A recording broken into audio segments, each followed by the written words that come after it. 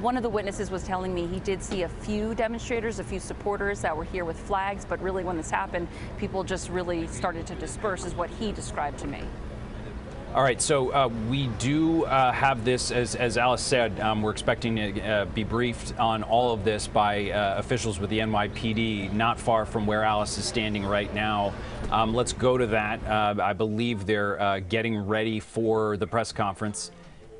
We're going to have a few more minutes between now and then, but first I want to replay a portion of the interview that we did earlier with a professor at John Jay College of Criminal Justice, retired NYPD sergeant detective, breaks down a lot of this for us, the moments right after it happened and what comes next. Take a listen.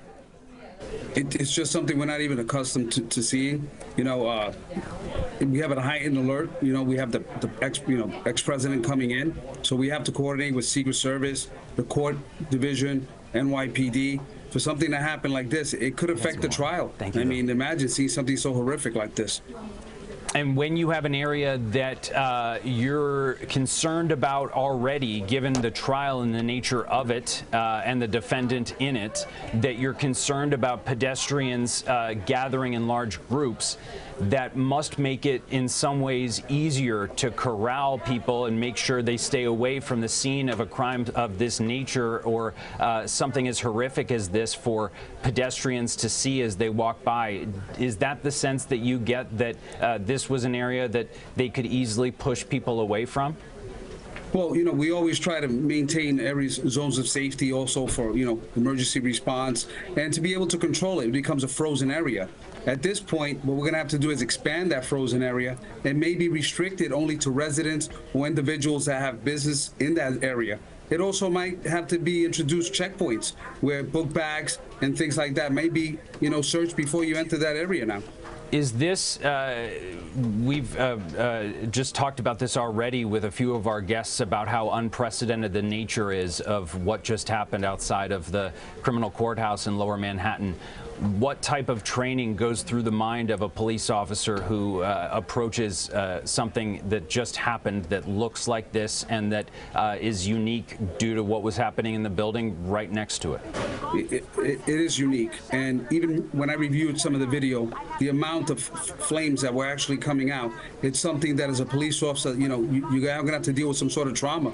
This is something that definitely is not easy for a police officer. You know, someone lost their life in front of you, which is also tragic, but definitely even certain smells and things that have come from that incident are always going to live with a police officer.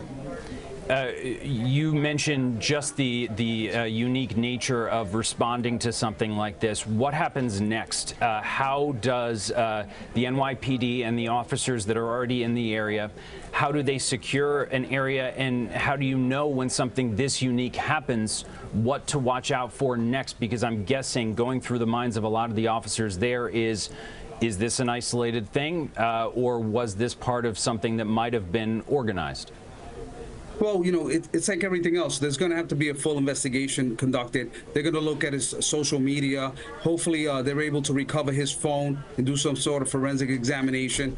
Because if it's a lone wolf type of situation, if we handled one way. If we see that it's something that's being spread out, or an organized group or a sleeper type cell that's doing this, we're definitely going to have to increase security, and there's going to be a lot of issues with the trial itself. It might impact it. Well, Felipe Rodriguez, thank you so much for joining us this afternoon. We really appreciate your insight. Once again, we're dealing with sort of an unprecedented and unique moment just outside the criminal courthouse in Lower Manhattan. So to have experts in the field, former and retired NYPD officers, is very helpful. We thank you. And we do have more video coming in from witnesses at the scene, including a cyclist who describes his initial reactions to us to seeing the flames. Apparent that he was maybe going to light himself on fire, I and everybody else started to run away from it. My initial reaction was that maybe it was fake, maybe he was, you know, doing some sort of performance or something. But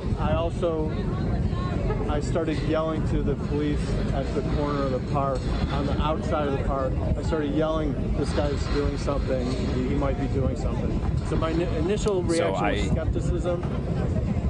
And then when he went on fire, it was just disbelief.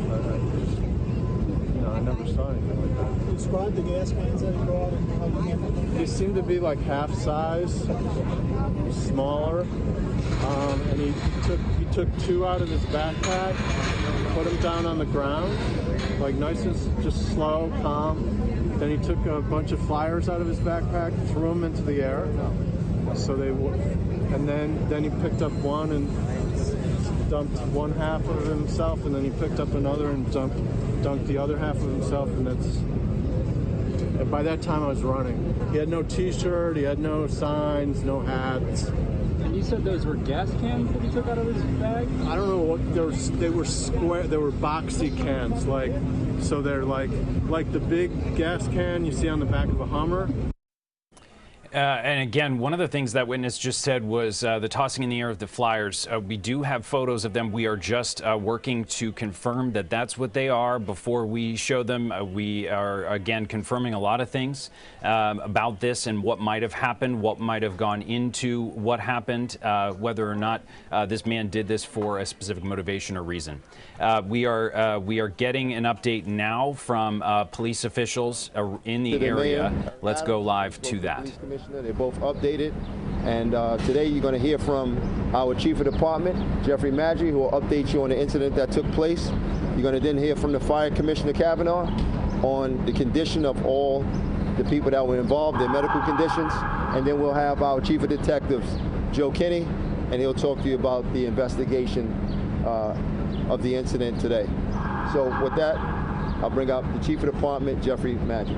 Okay. Thank you. Thank you, Commissioner Shepard. Good afternoon, everyone. I'm going to try and talk loud so you can all hear me. But at 1:30 this afternoon, right here in Collect Pond Park, which is directly opposite of a New York County Criminal Court at 100 Center Street, where the trial of former President Trump is currently taking place, we observe a male walk into the park. He walks into the center of the park. When he's in the park, he starts shuffling around his clothes. He opens up a book bag. From the book bag, he takes numerous pieces of paper, pamphlets out.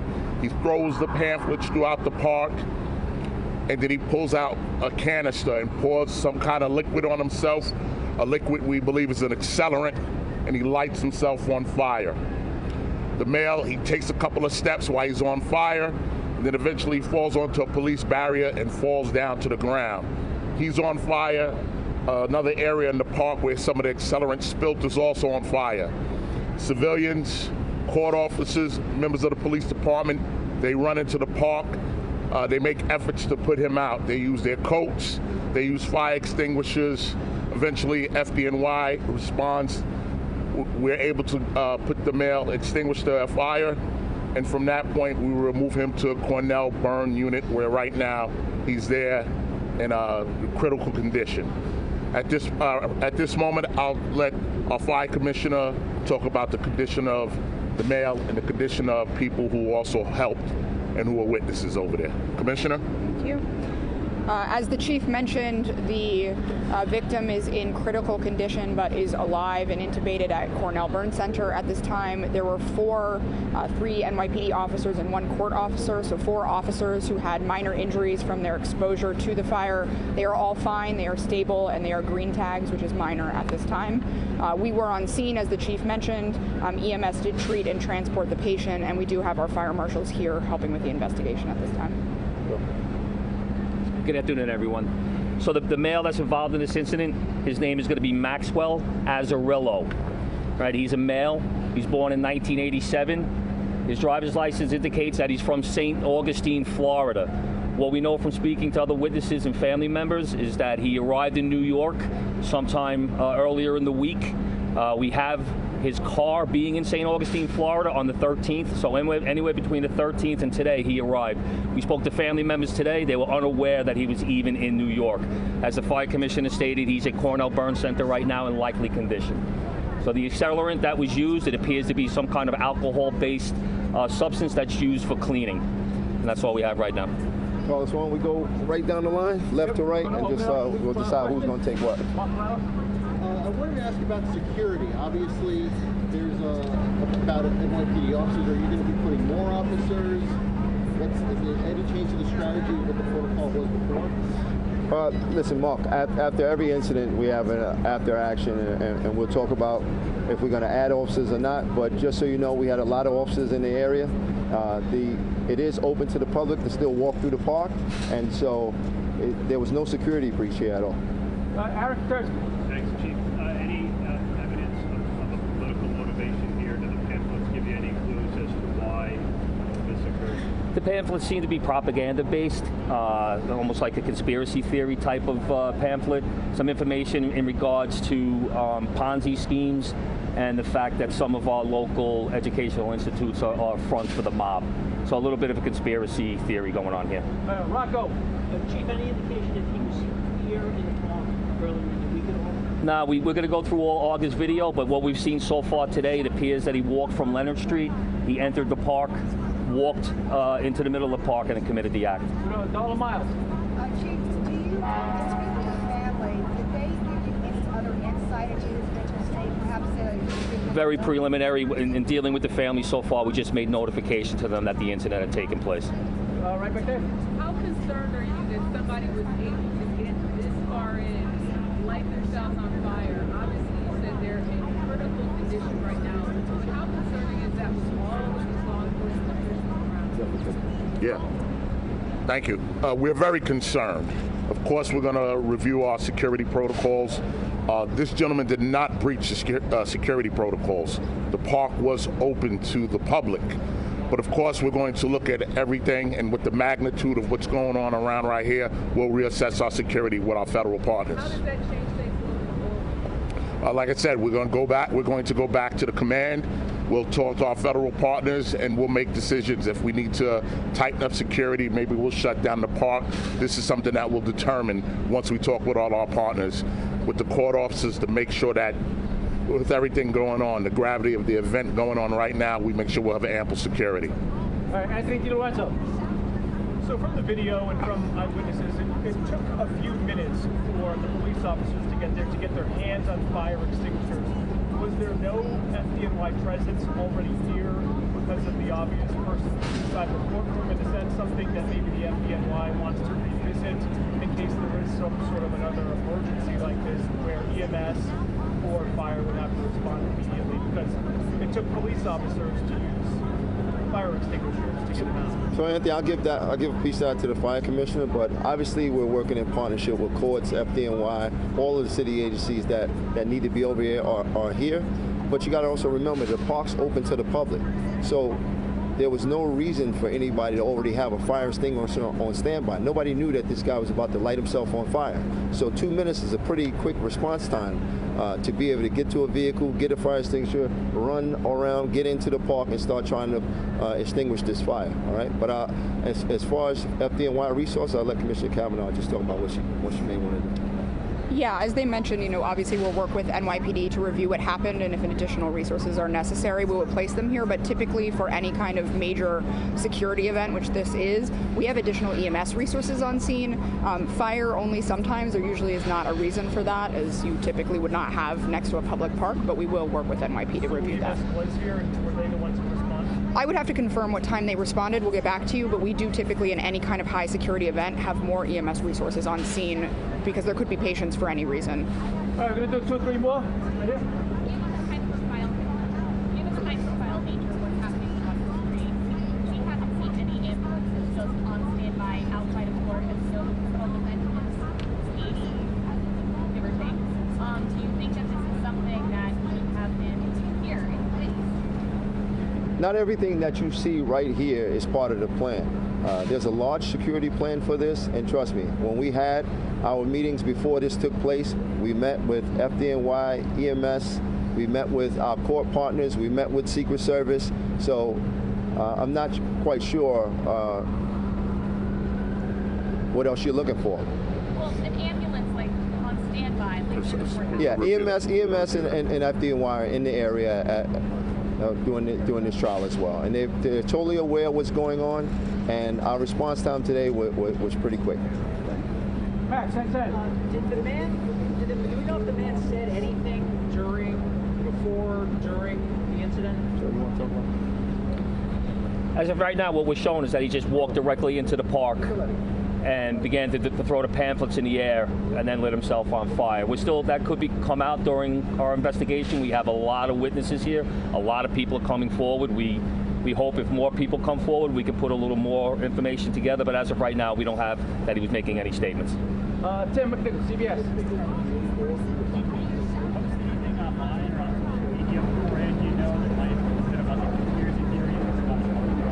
Yeah, we're looking through his social media and what he did online prior, and it appears that he did post something in regards to this event prior to the incident. Jan Rivoli. That was going to be my question, but to go off that on the internet posting for something like this trial, when you're gathering intelligence, is social media something you do look at? And you know, obviously, I think one of the things we're looking at is the Substack post saying, "I'm the man," you know, paraphrasing, but I'm the man who set himself on fire outside of the Trump trial. Is that something you saw? All of his social media is going to be scrubbed. Obviously, we didn't know him prior to this incident. I can talk about the Detective Bureau. We didn't know him prior to this incident, but going back now, part of the investigation, all his social media, any associates, we'll be looking at all of that. Right here. Is there any connection between this guy lighting himself on fire and the Trump trial? At this point, like I said, very preliminary. We don't have that. Emily, don't pull out. As of right now, he's considered likely, which means he's very critical. His condition is not good, but as of right now, he's still alive. Shayna. Are you aware of any prior disturbing incidents involving this individual either here or anywhere else? We're looking through that right now. As 5 minutes ago, before we started this press conference, I didn't see any criminal history in New York.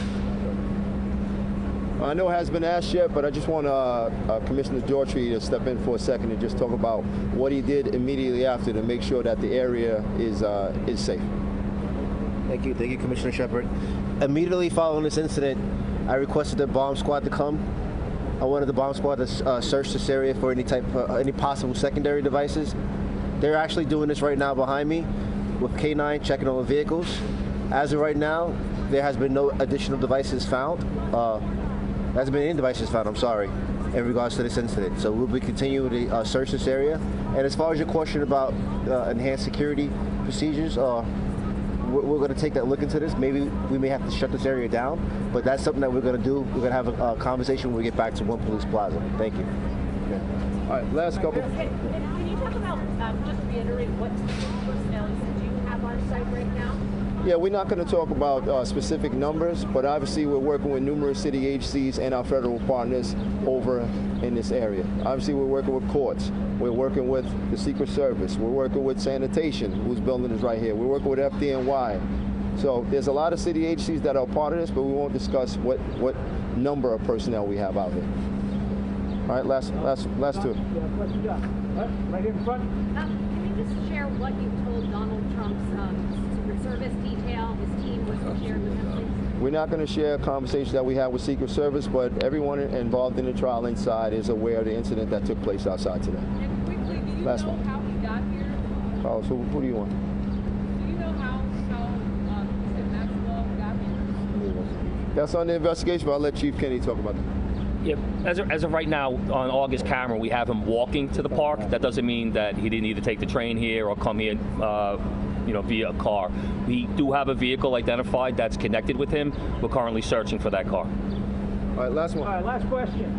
Yes, so the man was seen by multiple people carrying a sign that appeared to be somewhat anti-Trump, and earlier this week you guys blocked off barricades for Trump supporters protesting and leftists, and I noticed that he lit himself on fire on the Trump supporter side. Do you have any reason to believe that he was targeting Trump supporters? As I think everybody who stepped up here said earlier, we do not believe he is, this was targeting any particular person or any particular group. We just, right now, labeling it as a sort of a conspiracy theorist, and we're going from there. But the investigation will continue. All right, thank you, everybody. Thank you for your time and attention. Thank you.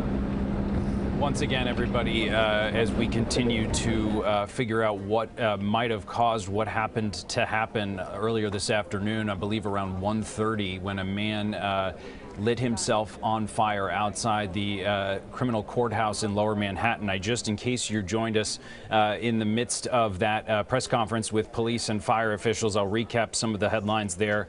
4 officers at this moment with the NYPD, and there's 1 court officer amongst them with minor injuries, nothing serious.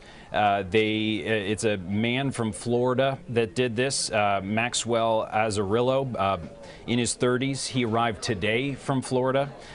He used what police called an alcohol-based accelerant. He's in very critical condition. They've notified his family. And we talked previously about the flyers that were tossed into the air. There's been circulation online of this person's social media account saying that he would do this. Police confirmed that part, said that on these flyers were Ponzi schemes, insinuations that educational institutions are fronts for the mafia. Police, as you heard at the very end there, do believe this was an individual that believed in conspiracy theories and that was at the heart of the issue. Dots that they are not yet ready to connect would be what he did and the trial for former President Trump going on just yards away from where he did it. Trump's proceedings, by the way, are, as of right now, allowed to resume. Court reporters are able to go back into the courtroom. Part of the reason for that, my guess, is that police who just said that they have now bomb squads around the area, they said that they have not found anything in the area. So the court proceedings are once again going on in the Sandoval hearing that was scheduled, as Alice Gaynor reported on earlier, for this afternoon. But once again, we're going to have plenty more on this in the 5 and 6 o'clock shows on CBS 2 and on CBS News New York. This has been a breaking news special report. I'm Doug Williams. Our coverage, as I mentioned, will continue tonight on CBS 2 News, 5 and 6 o'clock, as well as on our website. You can find more information, cbsnewyork.com. This has been breaking news. Wow, what a week. Monday was 82, yesterday was 50, and I know what you're saying, it didn't even feel like 50. It didn't. It was damp, it was breezy, it was raw, it was cold. Now we're working in the right direction, but we're still below normal. Late showers, that means like 5, well, probably closer to 6 to 8 rolling in from the west, and there's showers. There is going to be another batch of showers tomorrow morning. We'll show you the futurecast in just a second. And then for your Sunday, we're in pretty good shape. I think ultimately it's a cooler day with a mix of sun and clouds, but for the most part, we should be fine. So I skipped ahead here to 6 o'clock, okay? And you're going to see a few showers roll in during the 6 to 8 o'clock hour. So what the models are doing is they're trying to play catch up. There's not a lot of rain tonight. We're going to make a stop tomorrow morning at 9. Some of the data is missing here, but I'm just here to tell you that it's a relatively quiet period, so we don't anticipate major issues. Here's another way to tell you. But around 6 o'clock, that line of showers is tonight. That rolls in, okay? Then Saturday starts with showers in the morning. I know Saturday's going to drive you a little crazy because then the sun's going to come out. Middle part of Saturday is going to be great. It's, yeah, Saturday north and west where you could see just an interruption shower. I want to stress, that's not a big deal either. Sunday, for the most part, looks good, feels a little cooler, but should be fine. And that is going to tee it up for some great weather Monday, Tuesday, both days at or above normal. I know it's such an important day for so many people. For the family meal, Monday night, great. Sunset, beautiful. Tuesday may be the pick of the week next week. And then we do have a chance of showers coming in on Wednesday. The showers tonight, I want to stress, not a big deal. But if you're going out, take that little umbrella. Columbia University students continue to gather in protest of the Israel-Hamas war despite police action to clear them out. Chopper 2 flying over the Columbia campus. Pro-Palestinian demonstrators have set up more tents just hours after their encampment was removed. CBS News' Christina Fan in Morningside Heights with the very latest. Christina.